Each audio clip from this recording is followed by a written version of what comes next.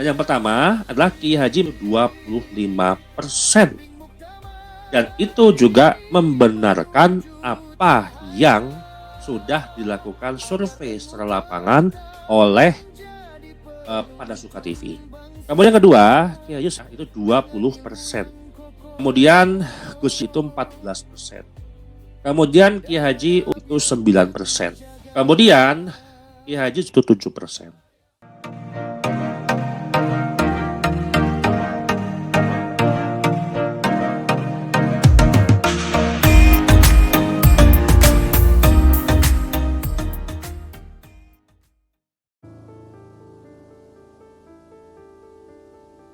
Cek.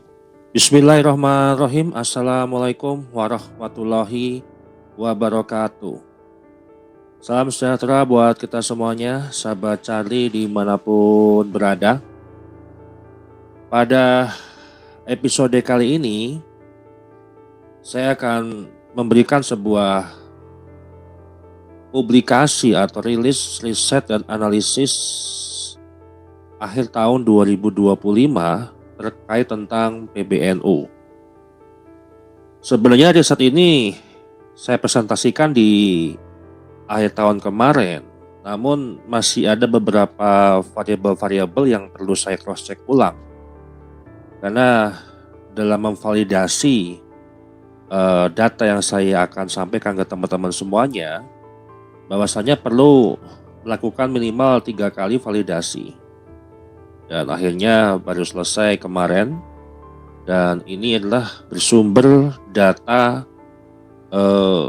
tahun 2023 sampai dengan tahun 2025. Nah, terkhusus kepada audiens ataupun publik yang menyoroti isu PBNU dari tanggal 20 November ya sampai kemarin islah terakhir tanggal 25 Desember. Artinya 1 bulan lebih 5 hari konflik yang ada di PBNU. Dan bagaimana hasil islah menyebut bahwa akan diadakan muktamar dipercepat, ya. Dan ini saya membaca peta elektabilitas ataupun persepsi publik di media sosial terhadap muktamar tahun 2026. Dan menjelang muktamar 2026 NU, satu pertanyaan yang muncul di setiap publik gitu ya. Apakah kepemimpinan NU ditentukan di ruang sidang muktamar atau sudah diputuskan lebih dulu di ruang percakapan publik, terutama di media sosial? Karena kan media sosial ini adalah laboratorium sosial yang bisa kita cross-check, yang bisa kita analisis. Nah, selama 3 tahun terakhir, publik NU tidak hanya diam saja. Mereka ini cenderung berbicara di media sosial, di forum digital, di ruang diskusi terbuka. Nah, hari ini kita tidak bicara siapa yang paling kuat, tetapi secara struktur. Ya.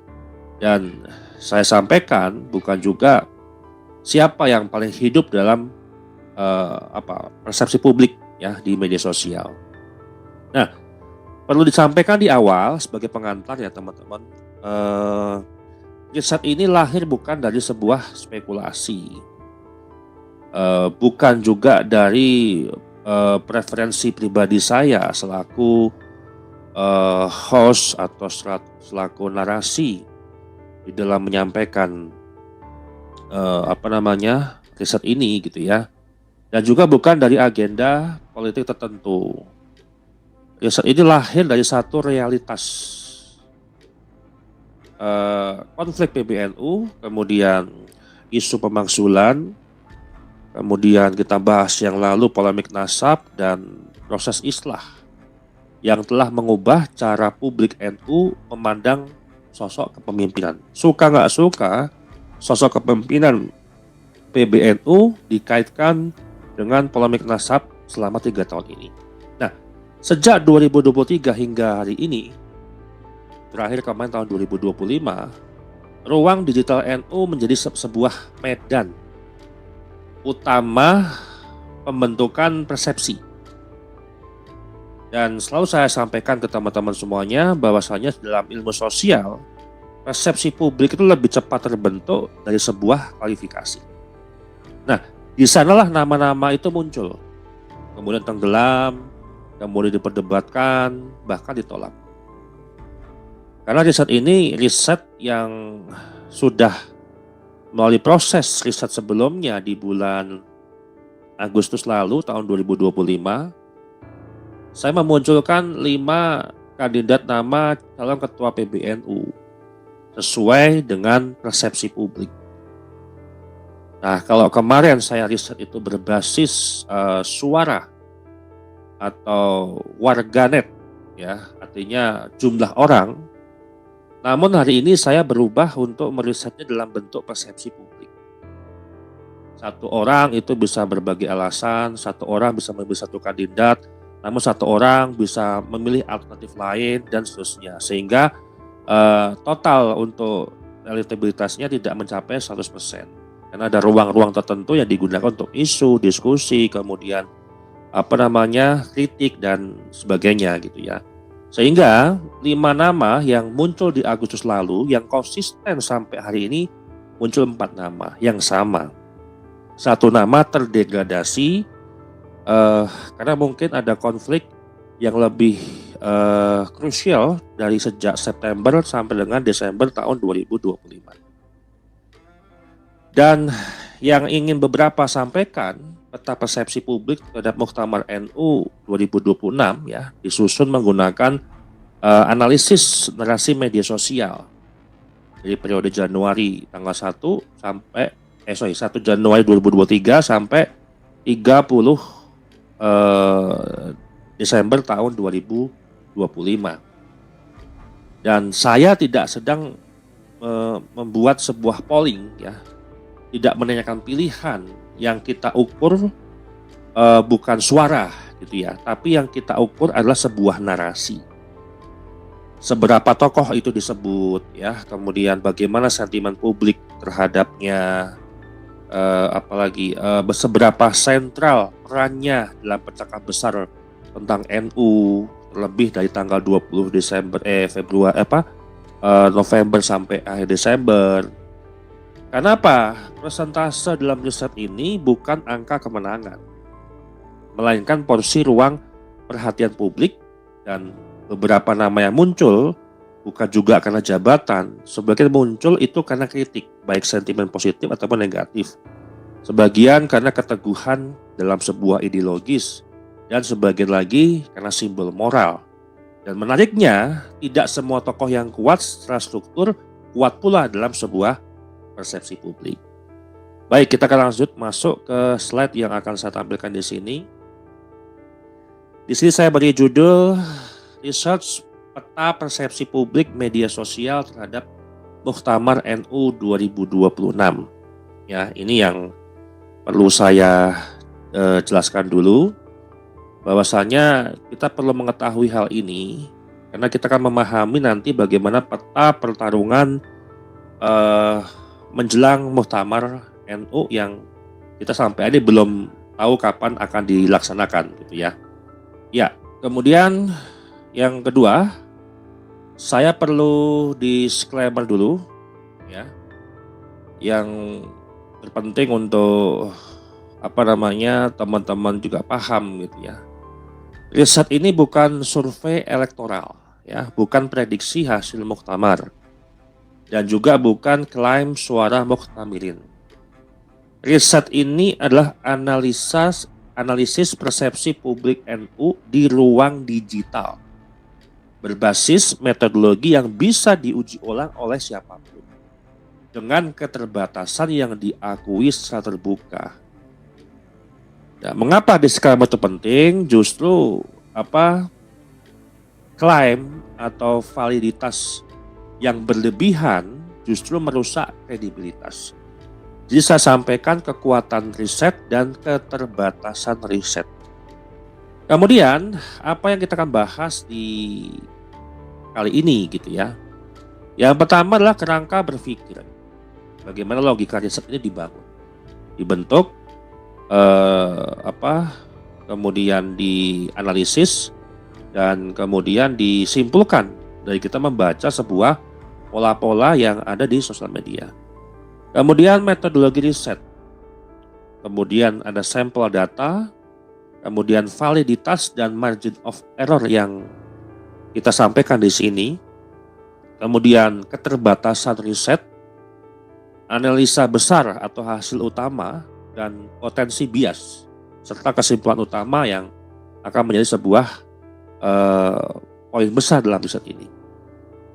Nah, saya sampaikan dulu kerangka berpikir yang pertama, logika riset ya.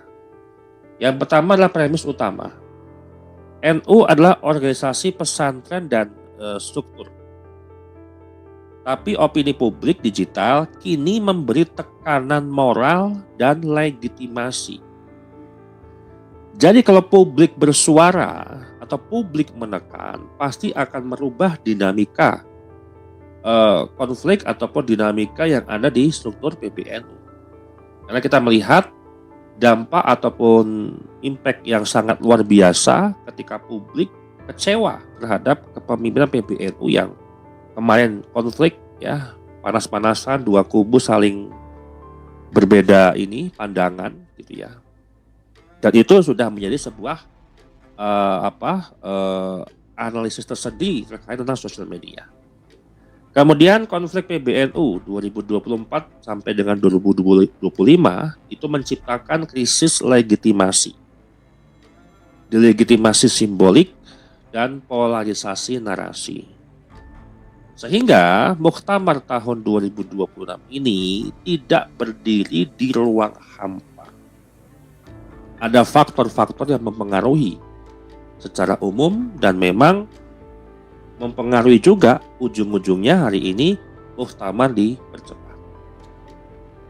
Kemudian ada beberapa pertanyaan riset yang diajukan ataupun yang kita bisa melihat dalam sebuah persepsi publik di sosial media. Yang pertama, siapa tokoh NU yang paling sering disebut dalam konteks kepemimpinan? Ya. Ini yang menjadi sebuah pertanyaan dari sebuah persepsi publik. Ya, artinya saya balik, publiknya bertanya apa dan publik itu menjawabnya apa dengan sebuah pertanyaan apa. Akhirnya di publik itu sedang memilih bagaimana ataupun tokoh yang sering disebut dalam konteks kepemimpinan NU ya, PBNU yang pantas menurut publik. Kemudian dalam konteks apa mereka disebut ketum dan Rois Am. Ya. Kemudian bagaimana sentimen publik terhadap masing-masing tokoh. Ini sudah dipetakan dan sudah menjadi sebuah data di seluruh platform sosial media terkait sentimen terhadap tokoh-tokoh, ya, baik positif, negatif, kemudian netral gitu ya. Dan apakah ada perbedaan antara figur ideal dan figur realistis? Ini publik pun juga sudah memberikan hasil. Jadi apa yang hari ini saya riset itulah sebuah gambaran ataupun sebuah cermin yang ada di dalam ruang digital. Saya hanya membaca, saya hanya merekap, saya hanya menganalisis dari apa yang dipersepsikan publik selama ini. Karena datanya sudah ada di publik. Oke. Kemudian berikutnya, metodologi riset ya. Metode untuk mengukur seberapa sering nama tokoh disebut ya. Untuk itu jenis riset yang saya tentukan adalah computational social discourse analysis. Apa fokus daripada sebuah analisis diskursus publik ya? Yang pertama fokusnya terhadap narasi. Apa yang dinarasikan terkait tentang PBNU-nya saja atau hal yang terkait dengan apa yang mempengaruhi dengan PBNU atau yang berkaitan dengan PBNU. Kemudian konteksnya apa? Kalau konteksnya kemarin adalah perbedaan dua belah kubu, maka konteks itu yang akan membentuk sebuah persepsi.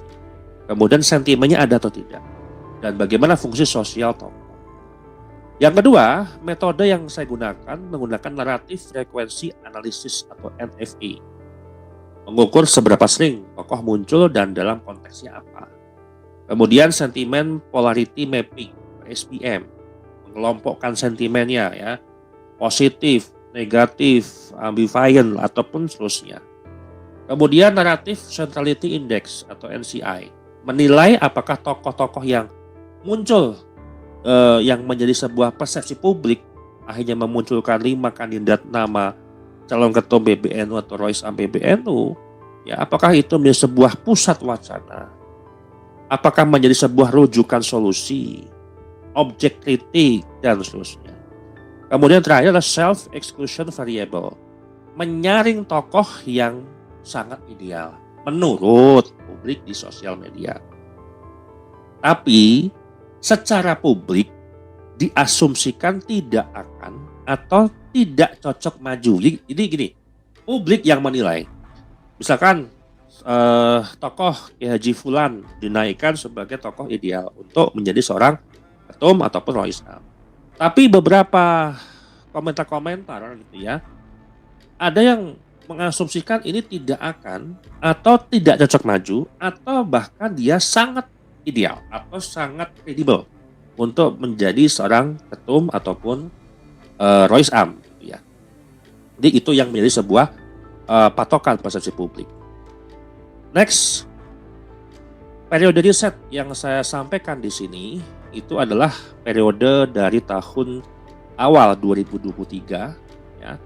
Dan ini alasan akademik saya untuk memilih periode-periode ini. Awal 2023, titik awal diskursus terbuka ya, yang ditandai oleh mulainya kritik terbuka terhadap kepemimpinan PBNU.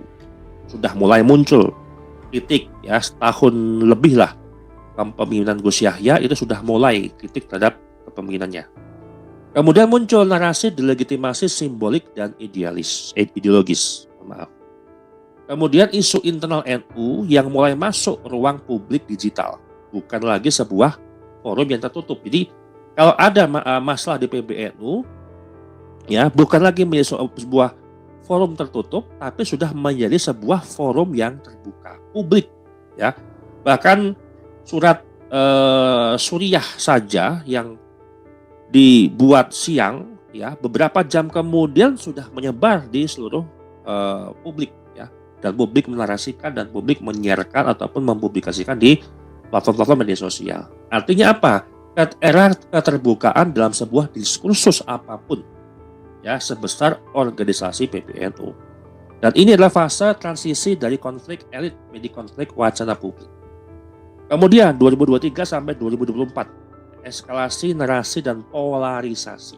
Dalam fase ini ya legitimasi dan otoritas keulamaan meningkat. Ya, yang kedua, diskursus Nasabah Alawi menjadi isu ideologis, bukan isu personal. Ya, kemudian media sosial NU terpolarisasi kepada pembela struktural, pengkritik ideologis, dan kelompok pasif secara kultural. Nah, fase ini krusial untuk metode naratif frekuensi analisis. Maka saya menganalisis bagaimana frekuensi di dalam narasi selama 1 tahun itu.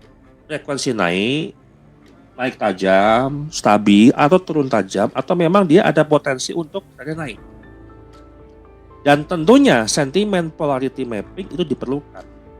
Karena akan menjadi sebuah pemetaan 3 sentimen, positif, negatif, ataupun netral. Kemudian tahun 2025, fase konsolidasi dan islah.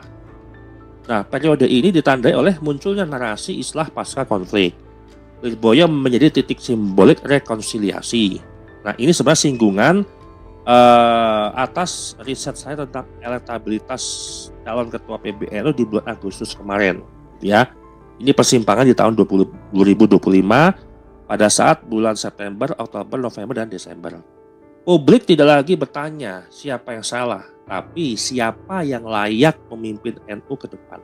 Dan inilah fase elektabilitas naratif, bukan elektabilitas secara struktural. Next, Nah, sampel data di sini saya memberikan sebuah sampel data yang kita ambil dari 4-5 platform ya, yang dengan metode Purposive Stratified Digital Discourse Sample ya. Kenapa saya tidak memakai random sampling? Ya, kalau misalkan pakai metode random sampling itu identik dengan jumlah populasi. Ya, karena objeknya ini bukan orang, bukan manusia, bukan populasi, ataupun bukan warganet atau orang yang berinteraksi di media sosial atau orang yang berinteraksi di internet. Ya, bukan, karena objeknya adalah diskursus publik. Ya, terkait tentang NU selama periode 2023 sampai dengan 2025. Bukan populasi umum di Indonesia. Kalau survei yang saya lakukan riset sebelumnya itu menggunakan random sampling dengan adanya sampel-sampel akun-akun ya dari seluruh platform media sosial, misalkan 12.500 akun. Ya, kita nggak pakai itu. Kita memakai adalah objeknya, kajiannya diskursus publik terkait pembahasannya NU. Paham di sini ya, bukan orang. Maka total unit analisisnya adalah 600 sampai 650 unit diskursus topik ya. Kita bicara topiknya. Kemudian unit, kalau kita bicara unit analisis tidak sama dengan jumlah orang, tapi sebuah kejadian wacana. Ya, diskursus event, misalkan podcastnya pada Suka TV, dikomeni segala macam, podcastnya saya, kemudian wawancara dari media-media online. Dan ini sebenarnya standar dalam computational social discourse analysis. Kita menganalisis diskursusnya, bukan menganalisis terkait jumlah ataupun objeknya adalah populasi. Ya. Kemudian yang pertama YouTube. Itu 180 konten. Ya, berarti 180 materi. Baik video, komentar, konten NU, PBNU, Ba'alawi, Muktamar. Kenapa saya katakan Ba'alawi? Karena setiap pembahasan PBNU pasti dikaitkan dengan Ba'alawi. Kenapa dikaitkan? Karena persepsi publik sudah membentuk itu. Algoritma sudah membentuk itu. Yang kedua, Facebook 140 thread. Baik post, komentar grup NU terbuka. Kemudian Twitter 120 thread ya, tweet dan reply diskursus NU.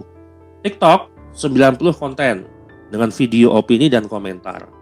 Dan yang terakhir adalah media online, itu 70 artikel, baik opini dan kolom komentar.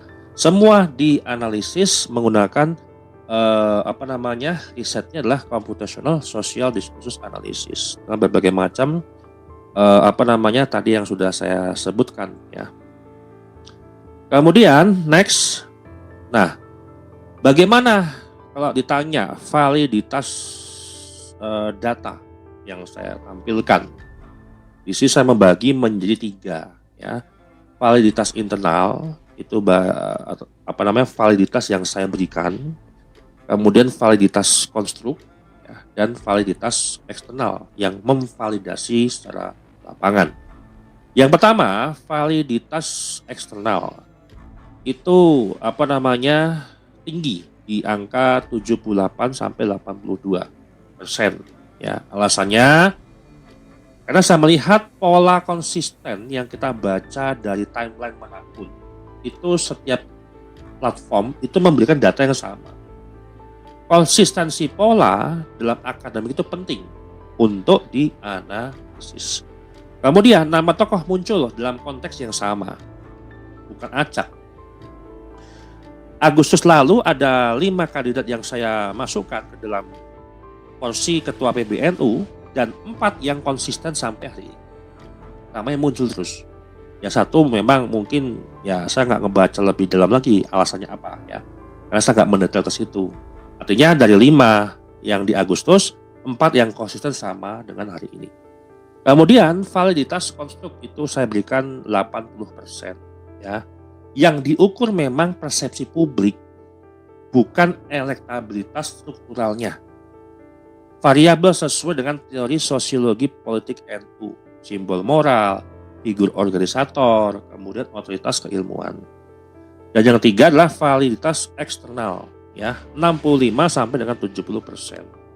Kenapa tidak lebih tinggi? Ya, NU itu bukan organisasi digital natif. Sebagian besar pemilih Muktamar itu juga tidak aktif di media sosial. Jadi ini yang menjadi sebuah validitas elektoral itu memberikan sebuah data, gitu ya. Artinya apa? Data ini tidak untuk memprediksi hasil Muktamar, tapi sangat kuat untuk membaca tekanan opini publik. Sekarang kalau misalkan PBNU salah memilih ketua umum dan Rois Am yang tidak sefrekuensi dengan harapannya warga NU pasti akan memberikan sebuah tekanan-tekanan opini, ya, baik pro ataupun kontra, sentimen positif negatif, artinya tekanan, ya, tekanan publik juga mempengaruhi juga, walaupun bukan menentukan siapa yang bakal menjadi ketua ataupun Rois, ya. Kemudian next, margin of error, karena ini bukan survei random, ya, margin of error tidak bisa dihitung secara klasik, ya, 3%, atau 2, atau 1, dan sekian. Namun dengan pendekatan confidence band diskursus, estimasinya margin of error adalah 5,7% yang bisa saya berikan. Biasa saya berikan kalau berbasis random sampling itu bisa 1,2, atau di bawah 3 lah, ya, di bawah 3, minimal 1, dan maksimal di bawah 3, ya. Next, nah inilah calon kandidat ketua umum PBNU. Teman-teman kalau mengikuti, masih ingat mengikuti, ya, masih mengingat mengikuti survei saya di bulan Agustus kemarin, gitu ya. Tentunya akan ingat satu nama yang tidak masuk dalam riset hari ini. Saya mau disclaimer dulu teman-teman, ya. Publik media sosial, ingat ya, tidak memilih. Kalau memilih berarti hitungannya satu orang ya satu. Tapi berbicara, kalau milih satu, nggak mungkin itu juga milih. Kalau orangnya satu, tidak akan berbicara satu, tapi pasti berbicara 2, 3, 4, 5, dan seterusnya. Paham ya? Artinya apa? Di dalam riset ini, satu akun bisa menyebut 2 sampai 3 tokoh. Misalkan, saya pengen Kiai Said Akil yang pertama, yang keduanya siapa, yang ketiga siapa, dan seterusnya. Kemudian membandingkan tokoh, memuji satu, mengkritik yang lain. Nah, satu unggahan bisa memuat lebih dari satu figur. Maka akumulasi narasi tidak bisa dipaksa menjadi 100%. Paham ya? Dan yang pertama adalah Kiai Haji Marzuki Mustamar, itu 25%. Dan itu juga membenarkan apa yang sudah dilakukan survei secara lapangan oleh Pada Suka TV. Bisa memberikan, ya, memvalidasi secara sosial media. Artinya apa? Kalau kita bicara peringkat, itu tidak akan pernah berubah, itu stabil. Nah, yang berbeda adalah angka prosentasenya. Kemudian kedua, Kiai Said Akil Siraj, ya, itu 20% prosentasenya. Kemudian Gus Yahya Khalil Stakuf itu 14%. Justru ini drop, ya. Agustus 2025 itu masih di angka 40%. Ini drop. Gus Yahya itu drop 14%. Walaupun memang ada kasus-kasus yang memang dugaan-dugaan yang mengarah kepada tuduhan-tuduhan ke Gus Yahya, kemudian dampak juga konflik kemarin gitu ya di PBNU itu akhirnya menurunkan secara elektabilitasnya. Tetap masih ada nilainya 14%. Kemudian Kiai Haji Ulil Absar Abdallah, Gus Ulil ya, itu 9%. Itu juga turun. Ya, kalau yang lalu itu sekitar 10%. Kemudian Kiai Haji Zulfa Mustafa itu 7%. Dan saya rangkum secara keseluruhan sampel yang tadi saya sampaikan tadi berjumlah 650 topik diskursus, cukup besar dan relevan untuk sebuah diskursus publik. Kemudian validitasnya tinggi untuk sebuah persepsi, tapi sedang untuk prediksi. Ya, margin errornya moderat, tapi polanya stabil dan keterbatasannya juga saya sampaikan ya, diakui dan transparan juga. Jadi di sini riset saya memberikan sebuah transparansi daripada sebuah riset gitu ya. Ya, itu yang sebagai kandidat ketua umum PBNU. Nah, kemudian persepsi kandidat yang ingin saya sampaikan di sini gitu ya. Yang pertama, Kiai Haji Marzuki Mustamar itu simbol ketidakadilan struktural dan oposisi yang moral. Ini kekuatan yang dipersepsikan publik gitu ya. Kemudian Kiai Haji Said Akil Siroj itu figur lama tapi masih relevan secara naratif.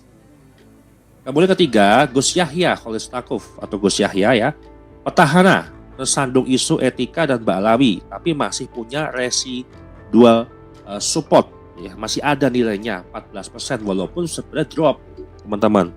Jadi 40% ke 14% kan drop sekali, ya. Kemudian Gus Ulil ya, kuat di wacana namun lemah di basis struktural.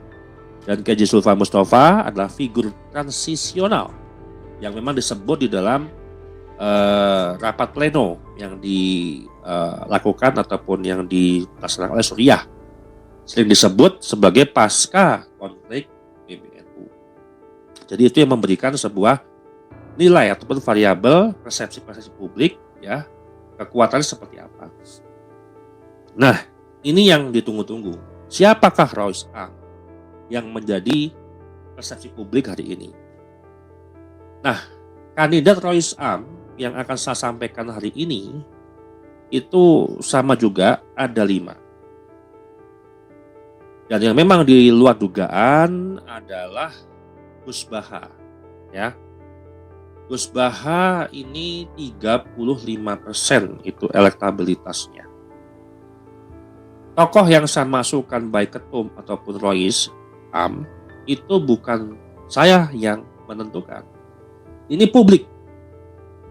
Ya. Publik yang menentukan nama. Publik yang menilai nama. Publik yang menyebut nama sekian kali dalam diskursus publik terkait tentang PBNU. Kemudian Kiai Haji Ma'ruf Amin itu 18%. Di sini saya ingin membenarkan ya, apakah podcast pada Suka TV yang membahas terkait wacana duet Rois Am Kiai Haji Ma'ruf Amin dan Ketum PBNU adalah Kiai Haji Said Akil Siroj itu sangat relevan dengan persepsi publik. Dan hari ini saya membenarkan. Kenapa? Walaupun Kiai Haji Ma'ruf Amin sebagai nomor 2 setelah Gus Baha di Rois Am, itu juga muncul dalam kandidat Rois Am. Kemudian di Ketua PBNU juga tadi muncul nama Kiai Haji Said Akil Siroj. Sehingga wacana Rois Am Kiai Haji Ma'ruf Amin dan Ketua Umum adalah Kiai Haji Said Akil Siroj itu relevan dan itu bisa divalidasi.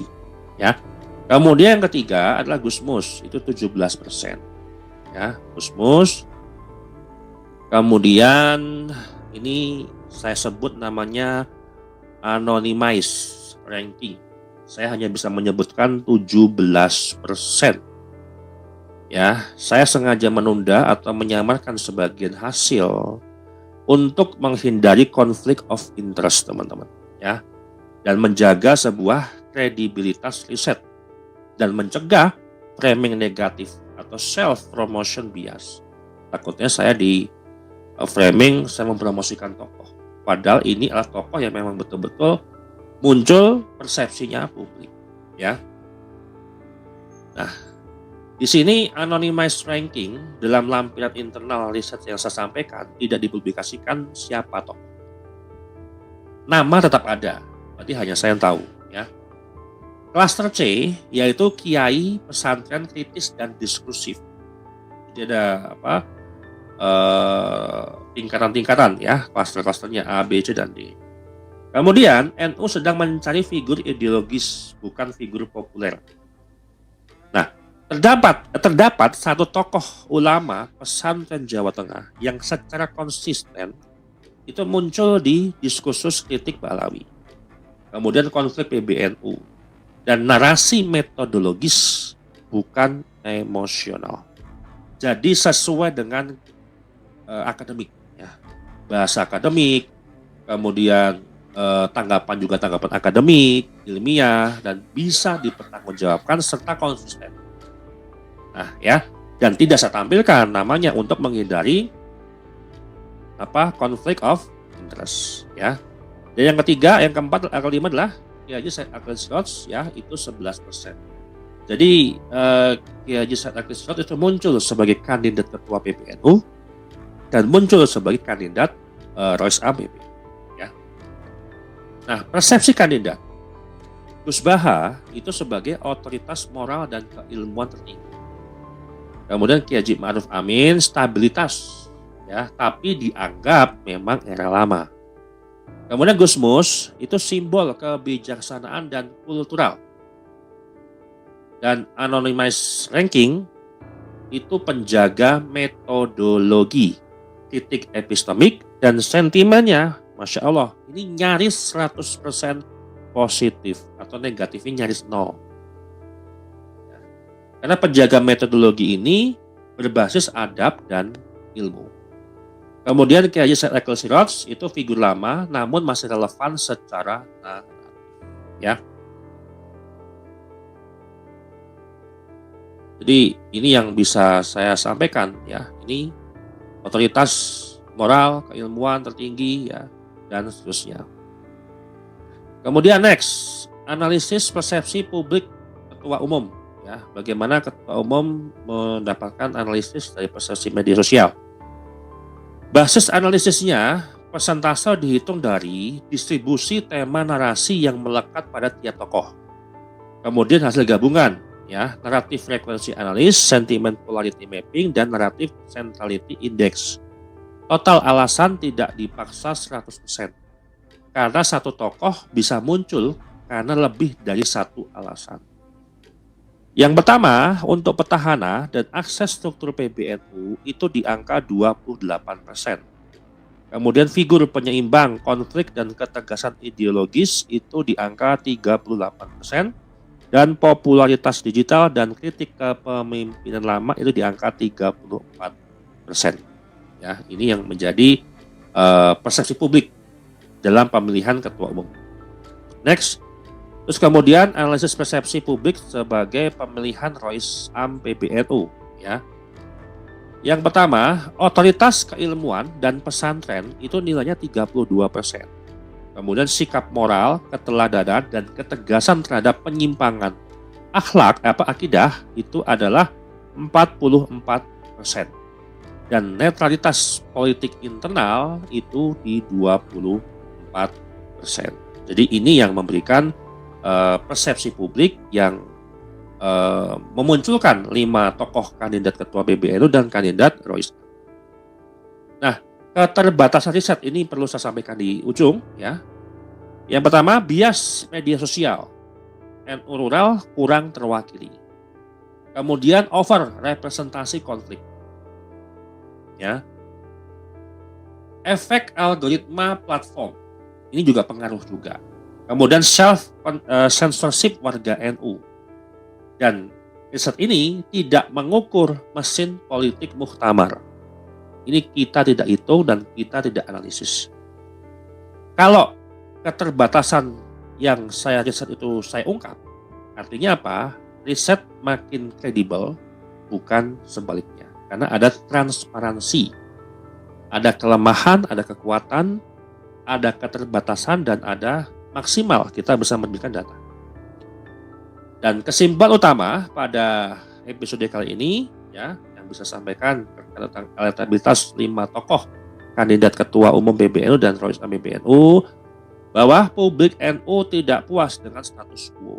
Ya, Islah Lirboyo itu belum menyelesaikan krisis legitimasi. Publik membedakan pemimpin struktural dan penjaga moral serta keilmuan. Dan Muktamar 2026 akan berada di bawah tekanan opini publik meski bukan ditentukan olehnya. Ini polanya terbentuk Berbeda dengan pola yang diadakan sebelum Muktamar NU ke-34 di Lampung. Ini beda banget, jauh. Ini publik sosial media ini sangat berpengaruh sekali di dalam menentukan posisi ketua dan voice up. Ya, kalau nanti salah milih, ya ujung-ujungnya nanti akan menjadi sebuah konflik kembali. Ya, dan ini yang bisa saya sampaikan. Mudah-mudahan itu bermakna buat semuanya. Elektabilitas ini adalah mengukur ruang diskursus publik, bukan mengukur sampel untuk populasi ataupun voting orang per orang ataupun warganet yang mengikuti polemik NU, polemik PBNU ataupun pengguna internet. Namun ini berbasis konten diskursus publik dari 650 materi diskursus yang ada di media sosial. Saya kira cukup sekian yang bisa saya sampaikan. Mudah-mudahan ini menjadi sebuah wacana dan sebagai aspirasi publik bahwa publik ingin memilih ketua dan Rois Am PBNU yang memang itu secara ideologi kuat, lebih mengedepankan terhadap adab dan ilmu menuju cahaya pembaruan Nahdlatul Ulama. Demikian yang saya sampaikan. Saya ucapkan wassalamualaikum warahmatullahi wabarakatuh.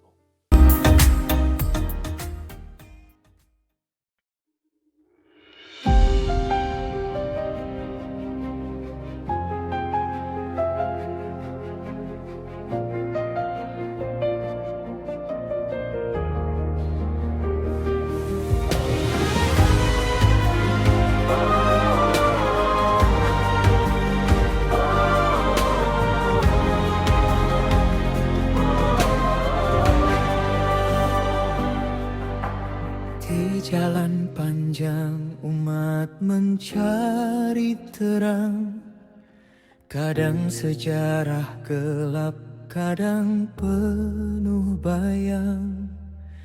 Ilmu dan adab berjalan berdampingan, membawa NU tetap tegak dalam zaman. Ada yang menjaga tradisi penuh cinta, ada yang bertanya dengan jujur apa adanya. Tak perlu takut pada cahaya kebenaran, sebab Allah selalu bersama pencarian. Dari pesantren kecil hingga kota besar, dari kitab kuning hingga ilmu yang mekar, NU berdiri tak gentar menghadapi zaman, menjaga umat dengan hati penuh iman.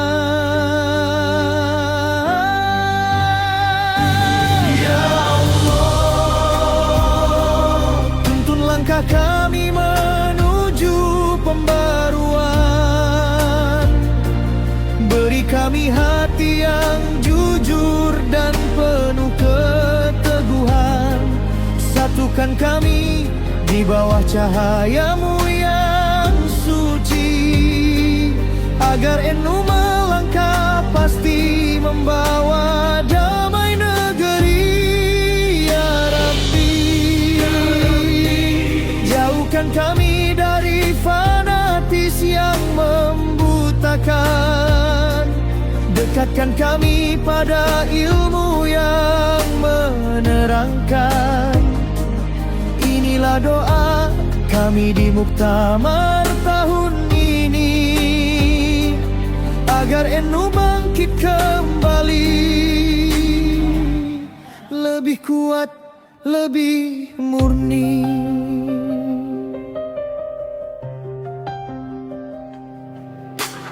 Tanah yang sama, jalan yang kita tempuh, ragam pemikiran tak harus jadi musuh. Ada yang tajam dengan logika membangun, Ada yang lembut dengan hati yang menyatukan.